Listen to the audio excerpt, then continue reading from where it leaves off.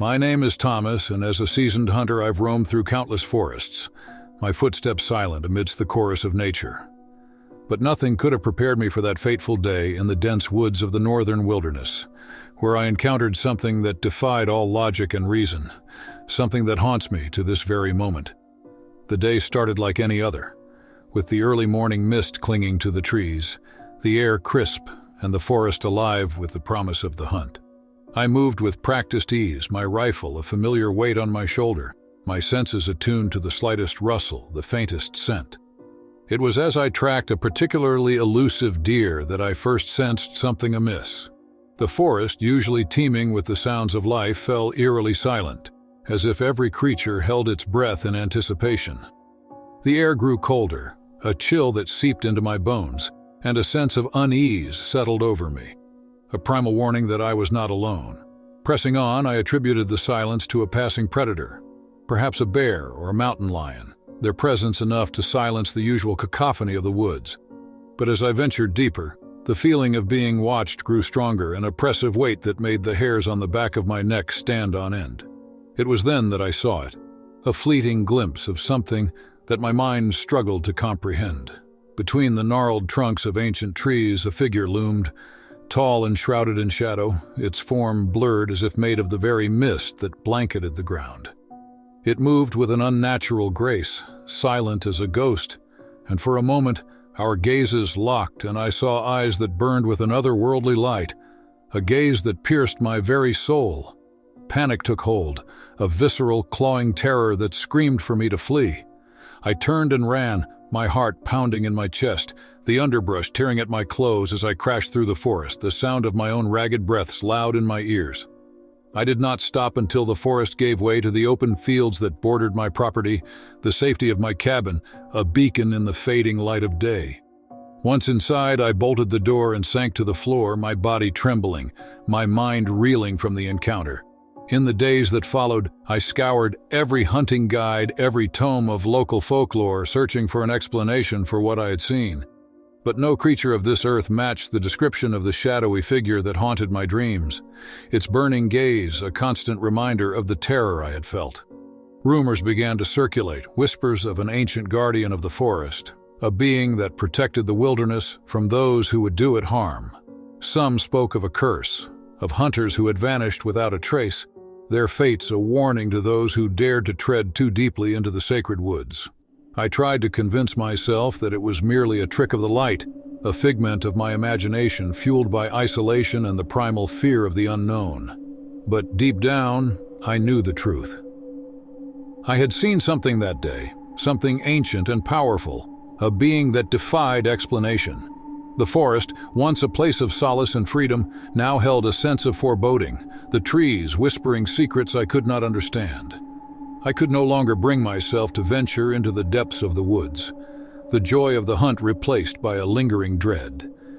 And so, I, Thomas, write this account as a warning to those who would follow in my footsteps, a testament to the mysteries that lie hidden in the heart of the wilderness. For there are things in this world that are beyond our understanding, forces that dwell in the shadows of the ancient forests, watching, waiting. I remain haunted by the memory of that day, the image of the shadowy figure etched into my mind. And though I may never know the true nature of what I saw, one thing is certain: the forest is alive with more than just the creatures we know, and some mysteries are better left undiscovered. The hum of my truck's engine and the endless stretch of highway had always been my companions on the long hauls across the country. My name is Jack, and the life of a trucker suited me just fine. The solitude, the open road, the sense of freedom. But one particular journey would forever alter my perception of reality and distance. It was a routine delivery, or so it seemed, hauling a load from the bustling streets of New York to the sunny shores of California. The deadline was tight, and the pressure was on, but it wasn't anything I hadn't handled before. As night fell, the familiar weight of exhaustion began to settle in, the endless white lines on the asphalt blurring into a hypnotic rhythm. I knew I should have pulled over, taken a break, but the thought of falling behind schedule pushed me to keep going, Just a few more miles, I kept telling myself. That's when it happened, a momentary lapse, a blink of an eye, and sleep claimed me at the wheel. It couldn't have been more than a few seconds, but when my eyes snapped open, the world had changed. The familiar highway was gone, replaced by a desolate landscape that stretched endlessly in every direction. The sky was a shade of crimson I had never seen, casting an eerie glow over the barren terrain. My heart raced as I tried to make sense of my surroundings, the last remnants of sleep vanishing in a surge of adrenaline. I checked the GPS, but it blinked back at me, lost and disconnected. My phone was no better, showing no signal, as if I had been wiped off the map. Panic set in as I realized I was thousands of miles away from where I should have been, in a place that defied all logic and reason.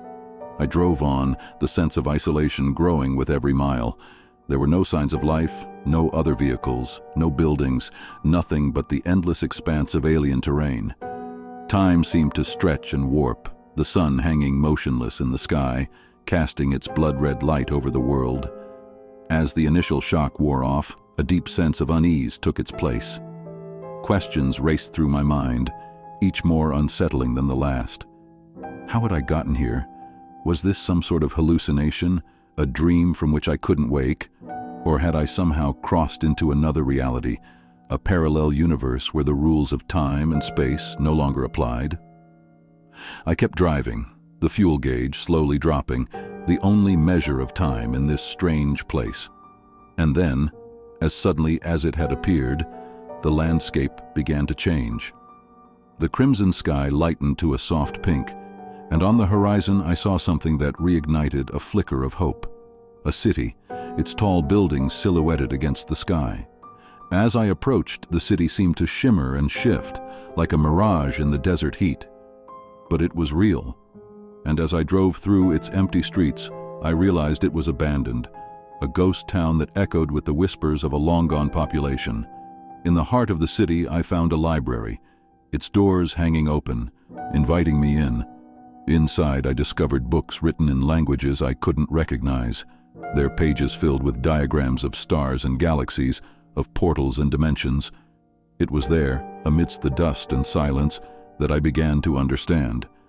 I had slipped through a crack in the fabric of the universe, a tear caused by my momentary lapse on the highway.